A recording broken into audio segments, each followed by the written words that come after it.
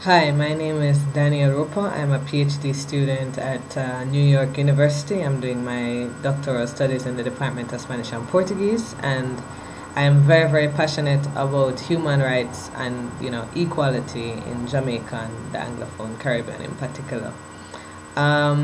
So I think in Jamaica there is a culture of violence against women, and I think marginalized groups of women in particularly, whether it be working class, lesbian and bisexual women, or disabled women, are most subject to it.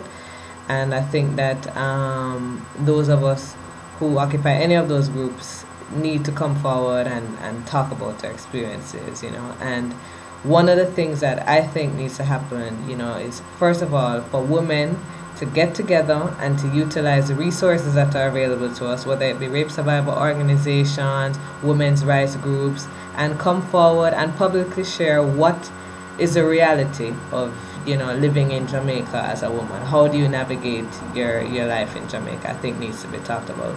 Secondly, I think that men need to participate in any programs that we have going forward to solve the problem of violence against women, because the vast majority of the time, unfortunately, a lot of the perpetrators of violence against women are men.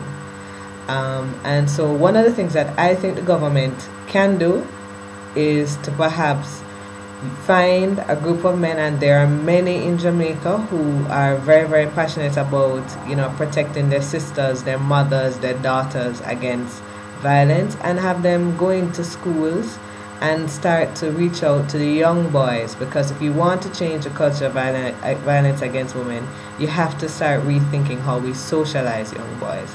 So I think a campaign going into schools, having men speaking to other men, speaking to young boys, being role models, mentoring, but just a simple campaign, a conversation. No means no. A woman has a right to her body. A woman is not just there, for your sex to pleasure you, or for as a sexual object. And I think that if the government were to really invest in just a program in the schools, I think it would make a very, very big difference. It would be quite a useful intervention in the culture of violence against women.